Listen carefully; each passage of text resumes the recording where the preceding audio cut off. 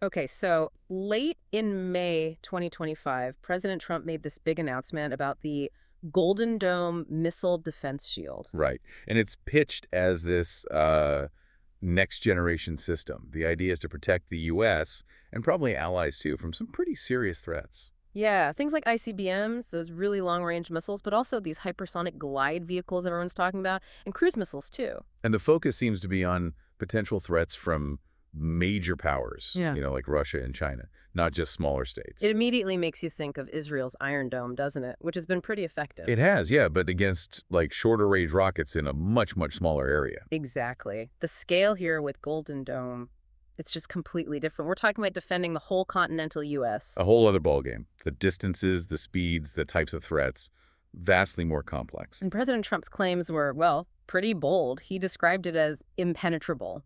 And that it would, quote, forever end the missile threat to the American homeland. It was. Definitely. So in this deep dive, we're going to try and unpack what we know about Golden Dome based on the available info. Yeah, figure out what it actually is, how it's supposed to work, the plan for building it, which sounds massive, and, what kind of waves it's making globally. Let's start with the basic purpose then. Fundamentally, it's about shooting down incoming missiles, right? Nuclear or conventional. That's the core idea, yes. Intercept and destroy before they hit U.S. targets. But what's really significant here is the shift in ambition. How so? Well, historically, U.S. missile defense was more focused on countering potential threats from so-called rogue states. Think North Korea, maybe Iran. Right, not really aimed at the big players with huge arsenals. Exactly. But Golden Dome is explicitly designed to counter the sophisticated missiles of peer competitors, Russia and China. That's a major strategic shift. Defense Secretary Hegseth talked about a multi-layered defense. Yeah, that's the concept. Layers to deal with different types of threats. Cruise missiles, ballistic, hypersonic, even drones potentially, whether they're carrying conventional or nuclear warheads. So basically trying to cover all the bases. The ambition is comprehensive defense against pretty much everything. Which sounds incredibly ambitious, and the timeline they announced was, wow, January 2029 for completion. Super aggressive. Within a single presidential term. That definitely raised some eyebrows. And the initial cost estimate. They threw out a figure around $175 billion, spread over about 3 years. But that number immediately got questioned, didn't it? It did.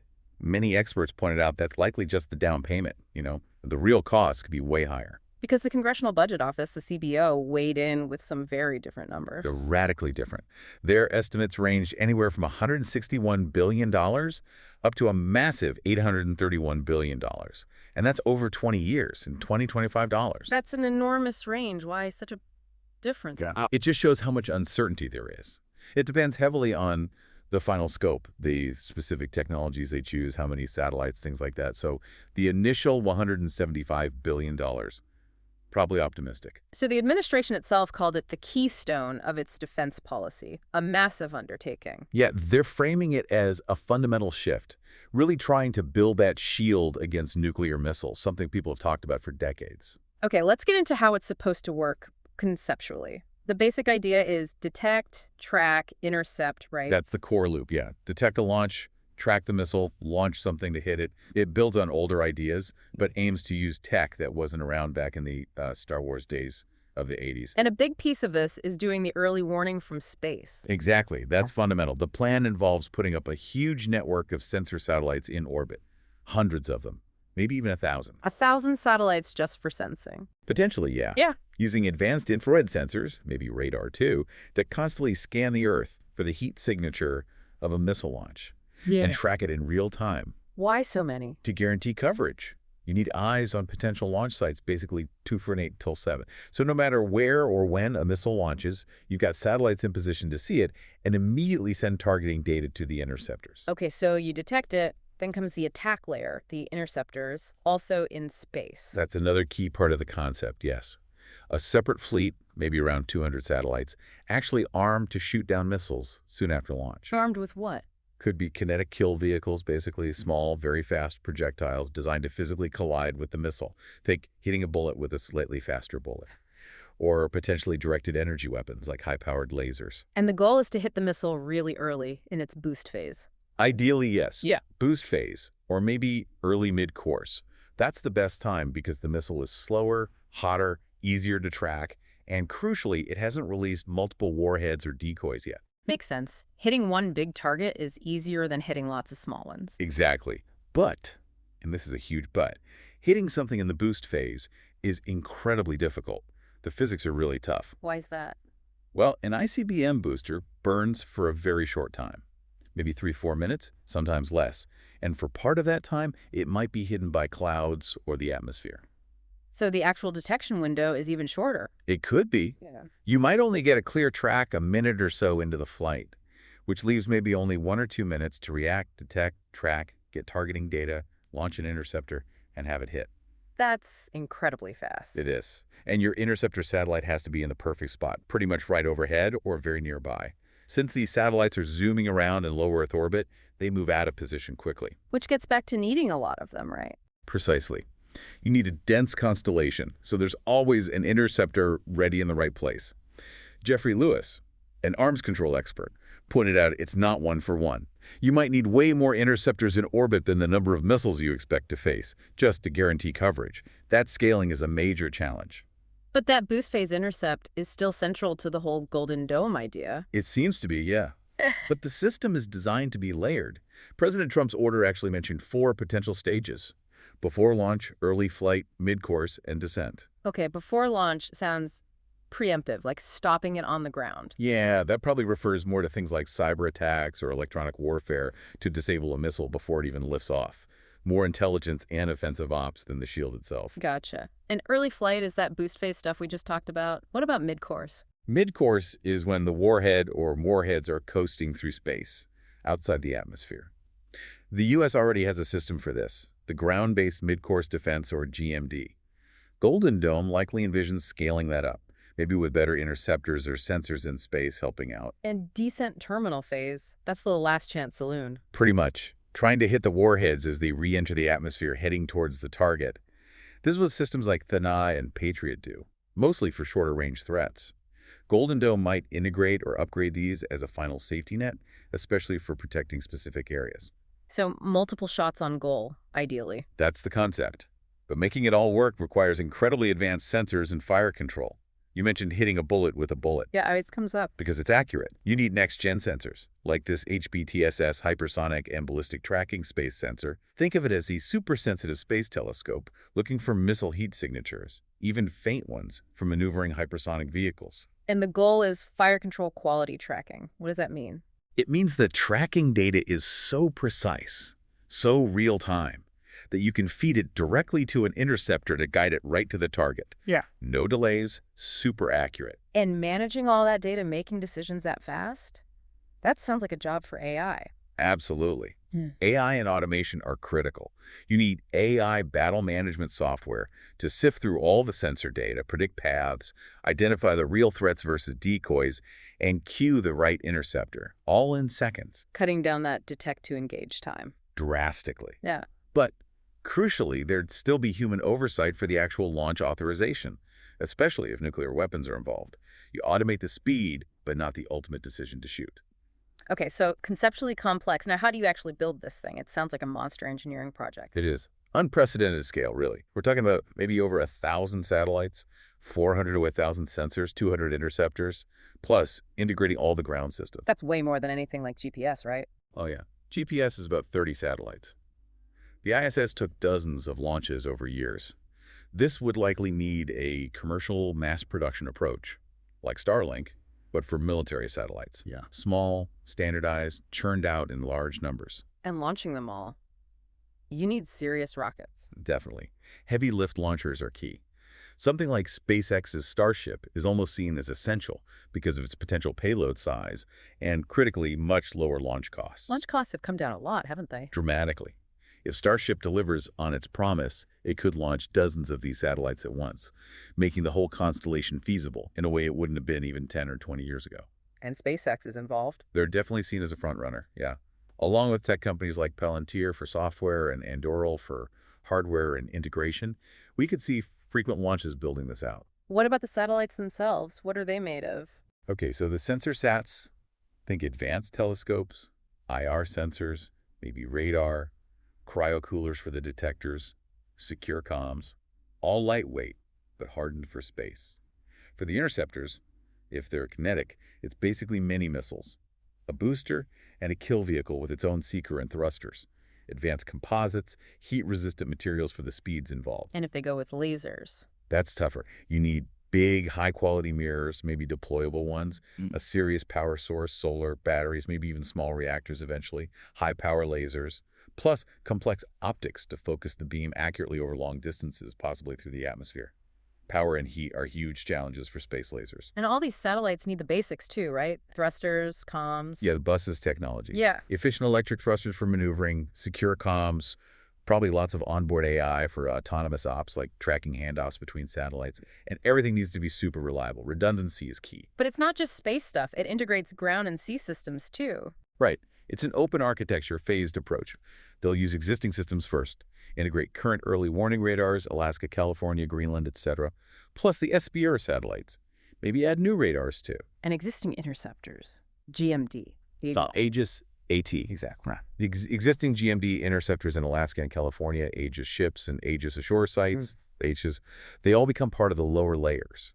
Upgraded versions might be the early systems for Golden Dome. And command and control pulling it all together. Crucial. Building on the MDA's current C2BMC system, but likely new command nodes at Space Force and NORAD. High-speed, secure data links connecting everything. This sounds like it's going to involve a ton of companies and jobs across the U.S. It will. Trump mentioned Florida, think SpaceX launches and manufacturing. Georgia, maybe radar or assembly. Indiana already has L3 Harris building HBTSS sensors. Alaska is key for existing infrastructure and location. And the big traditional players, Lockheed, Northrop, Boeing, Raytheon, RTX, they'll all be deeply involved too. Over 180 companies reportedly interested already. It's a huge industrial effort. How do you even test something this complex? Carefully and in phases. Component testing is ongoing like that HBTSS tracking test in 2024. Next steps would be linking sensors to interceptors and simulations, then maybe live fire tests against target missiles. Testing actual weapons in space is tricky, though, because of treaties and risks. So they'll likely start with pilot launches, testing maneuverability and targeting without actually shooting anything down initially. The May 2025 announcement really kicked off the prototyping and buying phase. And there are some unique challenges to operating this kind of system in space long term. Oh, definitely. How do you refuel or replace interceptors? Are they designed for servicing or just disposable? Powering lasers in space, dealing with the heat, huge engineering problems. And then there's space debris in traffic. Adding potentially over 1,000 maneuvering satellites, that increases collision risk significantly. They'll need serious debris mitigation and safety orbit plans. That Manhattan Project in space comparison seems pretty apt then. It really does capture the scale and complexity. It relies on cutting-edge manufacturing, rapid launches, seamless tech integration. If it works, it's a permanent defensive posture in space, which is totally new. Okay, so the name Golden Dome, it paints a picture, but it's not a literal visible dome, right? No, not at all. It's purely metaphorical. Mm. The shield is this invisible network of sensors and interceptors, mostly in space or very high up. So we wouldn't actually see anything. Generally, no. The satellites themselves are likely too small and far away to see with the naked eye, except maybe faint glints of sunlight at dawn or dusk, like you sometimes see with Starlink. But no glowing dome. But the coverage is dome-like in the sense of being comprehensive. That's the idea. Covering the entire U.S., probably Canada too via NORAD. And remember, the U.S. is huge compared to Israel, over 400 times larger. So the scale is immense. And to intercept missiles launched from, say, Asia, the sensors need to be watching globally. So it's really a planet-spanning network. What about if an intercept actually happened? Would we see that? Potentially. Ground-launched interceptors would leave contrails. An intercept high up, especially at night, might cause a brief flash, maybe like a distant meteor. People near Iron Dome intercepts report seeing trails and flashes. An ICBM intercept in space might just be a distant flash, or maybe nothing visible from the ground at all. It depends on altitude, time of day, location. So mostly invisible, but the idea of a shield in the sky could still be powerful. Absolutely. Like Star Wars in the 80s. Even if you can't see it, the concept resonates. The White House even used graphics showing a glowing dome over the U.S. map during the announcement. And the satellites themselves could potentially be tracked publicly, like other objects in orbit, so people would know they're up there. Has the astronomy community weighed in? Adding 1,000+ satellites sounds like it could cause issues. Yeah, that's a real concern, similar to the Starlink debate. More satellites mean more potential streaks across telescope images, more light pollution. There will likely be efforts to mitigate that, low reflectivity coatings, careful orbit planning, but it's definitely a consideration for astronomers trying to study the faint, distant universe. So, bottom line, it's a vast, mostly invisible network. Dome is just a metaphor for the coverage. Exactly. A silent, orbiting network of sentinels. The only visible sign might be those brief moments if it's ever used for real. Okay, let's tick off the key technologies involved. What are the major pieces? All right, first you've got the space-based missile tracking sensors, things like HPTSS or the sensors that are part of the Space Development Agency's wider network. These are basically infrared telescopes in space designed to spot and track launches, even fast maneuvering ones. Lots of onboard processing, secure comms. Then the shooters, the space-based interceptors. Right, two main possibilities talked about. Kinetic kill vehicles. Essentially, small, high-speed guided missiles designed for direct impact, hit to kill. They need advanced seekers, thrusters, motors. And the other is directed energy weapons, most likely lasers. High-power lasers, big optics, beam control, and a massive power source. Still facing big hurdles, especially power and focusing. And these space layers work with the ground and sea-based systems we already have. Exactly. That's the third category. Integrating the existing GMD system for ICBMs in Alaska and California, maybe upgrading it. Then Aegis BMD on ships and ashore, mainly for medium-range threats, but with some limited ICBM capability. Yeah. And Taichiat and Patriot for that terminal defense layer against shorter-range missiles or as a final backup, plus potentially new sensors like more advanced ground radars. And the glue holding it all together. That's the battle management and command, control, communications, BMC-3, heavily reliant on artificial intelligence. This system fuses all the sensor data, runs the algorithms to decide what's a threat and how to engage it, discriminates decoys, issues commands. Companies like Palantir are likely big players here. It needs secure, jam-proof communications, maybe even laser comms between satellites. Automation is key for speed, but with humans authorizing the final go. And underpinning the whole thing is the launch and space logistics technology. Absolutely. You can't build this without affordable, reliable, high-capacity launch. That means reusable rockets like Falcon 9, Falcon Heavy, and especially Starship. SpaceX's whole model, maybe even offering launch and operation as a kind of subscription service, is crucial here. And the design philosophy. Open architecture and modular design, that's important. It means you can plug in different components from different companies, upgrade pieces over time, integrate new innovations without redesigning the whole system. So it really pulls together almost every high-tech defense tool imaginable. Pretty much. And it represents the first really serious U.S. attempt to actually put defensive weapons in space, kind of fulfilling that old SDI promise. It's a fusion of big tech and traditional big defense. Where did this whole idea even come from? It feels a bit like Reagan's Star Wars resurrected. There's definitely a strong connection there. Reagan's Strategic Defense Initiative, SDI, announced back in 1983, was the ancestor. It envisioned space-based lasers and interceptors, too. But SDI faced huge technical and cost hurdles, right? It did, and it was eventually scaled back significantly. But President Trump explicitly referenced Reagan, framing Golden Dome as sort of completing the job that SDI started. And the Iron Dome connection, beyond the name. That's another key inspiration. Trump publicly admired Israel's Iron Dome, seeing it as proof that missile defense works. The Golden Dome name is a clear nod to that. But again, it's crucial to stress the scale difference. Iron Dome handles relatively slow rockets over a small area. Golden Dome targets super-fast ICBMs and hypersonics over a continent. Much, much harder. Trump himself pushed for this for a while, didn't he? Yeah, it was a recurring theme. He talked about an impenetrable dome like Iron Dome back in his campaign as early as January 2023.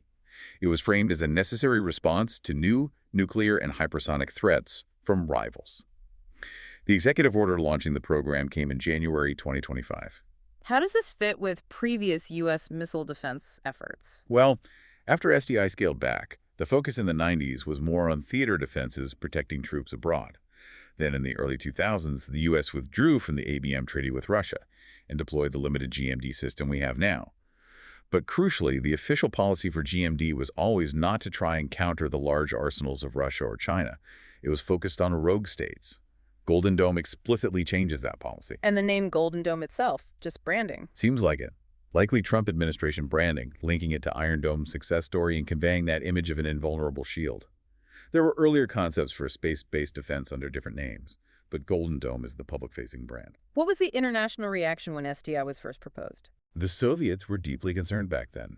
They saw SDI as destabilizing, potentially enabling a U.S. first strike. And Russia and China have had similar concerns about even the limited U.S. missile defenses deployed since the 2000s. So their reaction to Golden Dome was probably predictable. Very much so. Almost immediately after the May 2025 announcement, Russia and China issued a joint statement strongly condemning it, calling it destabilizing, accusing the U.S. of weaponizing space, and warning of an arms race. Who are the key figures driving this project within the administration and industry? Leading the program itself is Space Force General Michael Getlin. A major proponent is Defense Secretary Pete Hegseth. And then you have significant industry figures involved or advising, like Elon Musk, given SpaceX's central role. Peter Thiel's Palantir and Palmer Luckey's Anduril are also key players from the tech side. So it's really a mix of old ideas, new tech, perceived new threats, and strong political backing. Exactly. A return to a kind of maximalist missile defense concept, enabled by technological advancements and driven by a specific geopolitical outlook. Okay, let's talk money. This sounds incredibly expensive. How is it supposed to be paid for? That's the multi-billion, maybe trillion-dollar question. The initial announcement mentioned $25 billion earmarked as a starting investment in May 2025. This was apparently part of a GOP-led budget reconciliation package tied into a bigger defense spending bill. The administration's target figure was at $175 billion over about 3 years. But we already talked about the CBO estimates being potentially much, much higher. Right. Anywhere from $161 billion to $831 billion over 2 decades, potentially more depending on the final configuration, especially if they go heavily into space lasers. Yeah. And that's just acquisition. You have to factor in long-term operational costs, too. So huge uncertainty. And it's facing political scrutiny. Absolutely. Supporters, mostly Republicans, argue that protection is invaluable, it enhances deterrence, and it creates jobs and economic benefits. But critics, mostly Democrats, but also some fiscal conservatives, worry it's a potential money pit, like SDI was sometimes called. They point to the history of cost overruns in big defense projects and the opportunity costs. What else could that money be used for? Have specific politicians spoken out? Yeah, there's been pushback. Senator Elizabeth Warren and Representative Greg Cesar reportedly requested an investigation into the contracting process, especially looking at the roles of Musk and SpaceX. Senator Angus King expressed skepticism about whether it could truly negate the threat from major powers like Russia and China. And even Republican Senator Tim Sheehy warned the costs could potentially run into the trillions. How are they planning to actually fund it? That reconciliation bill sounds unusual for defense spending. It is unusual. Using reconciliation usually bypasses the filibuster in the Senate, but tying defense funding to it makes it a big political football. Its passage isn't guaranteed. Another interesting angle is this potential subscription service model floated by SpaceX. The idea is the government wouldn't own all the satellites, but pay SpaceX a recurring fee to provide the service. Like subscribing to satellite internet, but for missile defense. Sort of, yeah. Potential benefits could be faster deployment, maybe lower upfront costs, but drawbacks include loss of direct government control, potential long-term cost increases, and the precedent of privatizing a core national security function. The Pentagon has reportedly been wary of that model. Could allies chip in? That's a possibility. Canada has expressed interest in participating, given the NORAD connection. Potentially other close allies might contribute, perhaps in exchange for coverage or industrial benefits. What about the opportunity costs? Spending this much here means not spending it elsewhere, right? Exactly. It forces trade-offs with other defense priorities, shipbuilding, modernizing the nuclear triad, conventional forces. It could also increase deficits significantly. Long-term affordability is a major question, especially if political support wavers in the future. And you can bet the defense industry is lobbying hard for this. For sure. It's a massive potential payday for both traditional contractors and the newer tech firms. That creates strong lobbying pressure to keep the program going, even if technical milestones slip or costs escalate.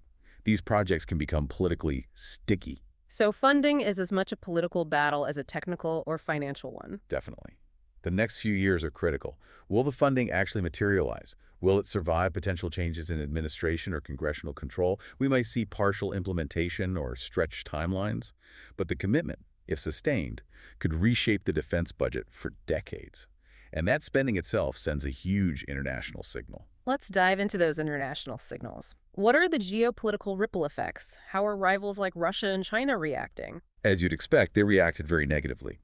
Russia has the world's largest nuclear arsenal, and they've long been deeply suspicious of any U.S. missile defense system, seeing it as potentially undermining the whole concept of mutually assured destruction, or MADs. They worry it could allow the U.S. to launch a first strike without fear of retaliation. That's the classic concern, yes. Their initial public reaction via Peskov was somewhat measured, hinting at maybe wanting arms control talks. But that joint statement with China was very sharp, condemning Golden Dome as destabilizing and weaponizing space. So what might Russia actually do in response? Several possibilities. They could simply build more missiles, more warheads, more MIRVs, better decoys to overwhelm the system. They could accelerate development of advanced delivery systems designed to evade defenses, things like hypersonic glide vehicles, the Poseidon nuclear torpedo, maybe even exploring space-based weapons concepts themselves. Could they try to attack the Golden Dome satellites? That's a major concern, developing more sophisticated anti-satellite weapons, or ASATs. That could include direct descent missiles that shoot satellites down, or co-orbital ASATs that maneuver close to a target satellite to disable or destroy it. They might create specific military units focused on counterspace operations. Any chance they'd come back to the negotiating table? It's possible. They might propose new arms control treaties limiting space weapons, or try to trade limits on their offensive forces for limits on U.S. defenses like Golden Dome. But their current public stance is condemnation and likely counterarming. They'll also likely use it for propaganda, trying to drive wedges between the U.S. and its allies, and strengthening their own coordination with China. And China's reaction? Similar concerns.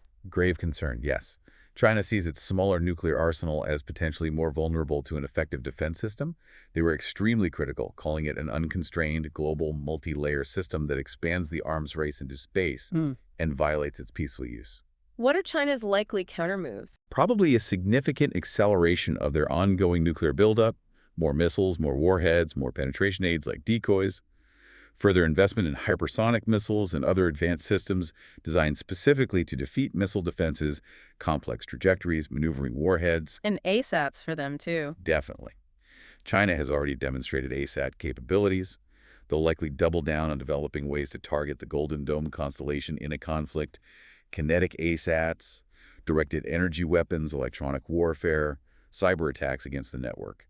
Diplomatically, they'll probably intensify efforts at the UN and elsewhere to build opposition to weaponizing space, trying to isolate the U.S. position. And we'll likely see even closer military and technological cooperation between China and Russia, specifically aimed at countering Golden Dome. It might also put pressure on China's stated no first-use nuclear policy. What about other countries, like North Korea? North Korea condemned it too, calling it preparation for an outer space nuclear war. For them, and potentially Iran, it becomes justification for continuing their own missile and nuclear programs, building more missiles, trying to develop rudimentary decoys or unpredictable flight paths. So are we looking at a new arms race? Many analysts are warning exactly that. It sets up a classic action-reaction cycle. U.S. builds defense, Russia-China build more offense and countermeasures, U.S. potentially responds with more defense or offense, and space becomes a new arena for this competition. It could even draw in other nuclear powers down the line. Does it undermine strategic stability? That's the core fear. If one side thinks it's invulnerable, or if the other side fears a first strike, it can lead to instability. Adversaries might feel pressured to adopt riskier postures, like launching their missiles on warning of an attack, rather than waiting to confirm. Is there any chance Golden Dome could be used as a bargaining chip in future negotiations? Theoretically, yes. The U.S. could offer to limit its deployment in exchange for concessions from Russia or China on offensive forces or other issues. But right now, the dynamic looks more like confrontation and counterarming than negotiation. So the international reaction is pretty stark. Outcry, strategic recalculations, and likely counter moves that could really escalate tensions, especially in space. Yeah, it feels a bit like the early 1980s SDI debate all over again, but with today's technology and geopolitical landscape. It's potentially transforming the strategic environment. What about U.S. allies? How are they reacting? It's not just rivals who are affected. Reactions are definitely mixed, depending on the allies' location and relationship with the U.S. Canada. As a NORAD partner, seems largely supportive. There's talk of a new security and economic relationship that includes Golden Dome. Why are they supportive? Well, it offers potential protection from ICBMs or hypersonics coming over the Arctic, potential industrial benefits if Canadian companies get involved, and, frankly, they probably don't want to be outside a North American shield if the U.S. builds one. We'll likely see even tighter NORAD integration. What about NATO and European allies? More cautious generally. The UK, being a close U.S. ally with its own missile defense interests, is likely supportive and might seek industrial roles. Hmm. Some allies, maybe in Eastern Europe, might feel more secure under a broader U.S. shield. But others, like France with its independent nuclear deterrent, have historically been skeptical of anything that decouples U.S. and European security. Mhm. There's also a general European concern about triggering a new arms race with Russia and undermining stability. NATO itself hasn't taken a formal stance yet, but think tanks suggest a need for renewed dialogue with allies about missile defense. And in the Asia-Pacific, threats there are very different. Right. Japan is likely very interested. They face direct threats from North Korea and growing concerns about China, and they've invested heavily in their own missile defenses already. Potential for collaboration on tech, funding, maybe even hosting some system components seems high, though they might be quiet about it publicly to avoid provoking China. South Korea is primarily focused on North Korea's shorter-range missiles, but a U.S. continental shield adds another layer of deterrence. Australia, a key intelligence partner and geographically important for space tracking, is likely viewing it favorably.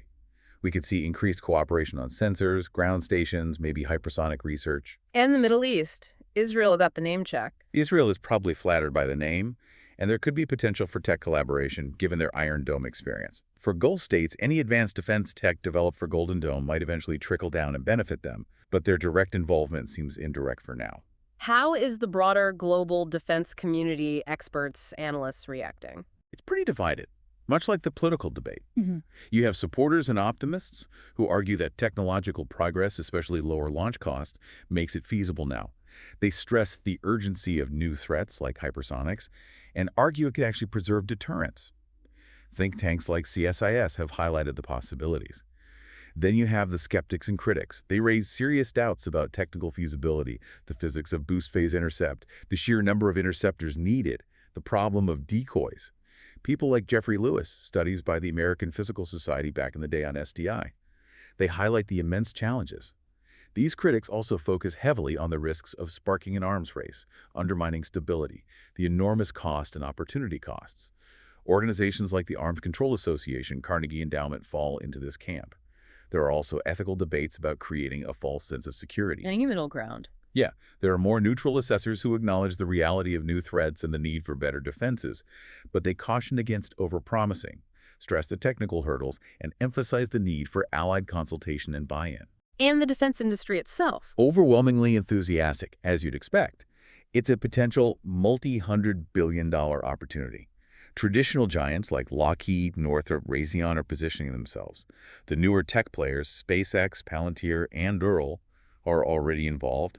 You might even see some rivalry develop there. And allied defense industries in places like the UK, Canada, Australia, Japan will be looking for ways to get a piece of the action, too. What about public opinion? It's probably too early for strong public opinion to have formed, but once the costs, risks, and benefits are debated more widely, it's likely to split along similar lines as the experts and politicians. And you can see debates within allied countries, too, depending on their level of involvement and the perceived risks. Okay, let's try to sum this up. What are the big takeaways on Golden Dome? Well, first, it's incredibly ambitious, technologically complex, aiming for an unprecedented level of missile defense. Second, it's potentially phenomenally expensive, with huge uncertainties around the final cost and how it gets funded. Third, it faces significant technical hurdles, especially regarding boost phase intercept and dealing with countermeasures. And fourth, the geopolitical impact is huge. Absolutely. It's provoking strong negative reactions from rivals like Russia and China, raising serious concerns about a new arms race, particularly in space, and potentially undermining strategic stability. Allies have mixed reactions, and the expert community is deeply divided on its feasibility and wisdom. So it really brings us to a fundamental question, doesn't it? Considering all those challenges, the tech, the cost, the potential for an arms race, is pursuing this kind of impenetrable shield the most prudent path forward? Or are there perhaps more effective or maybe less risky ways to ensure security in the face of these evolving threats? That's really the core strategic debate that Golden Dome forces us to confront. Definitely something for everyone listening to think about. There are a lot of complex issues wrapped up in missile defense and international security. Yeah, it's worth digging into the different perspectives and keeping an eye on how this develops. It could have major consequences for decades to come.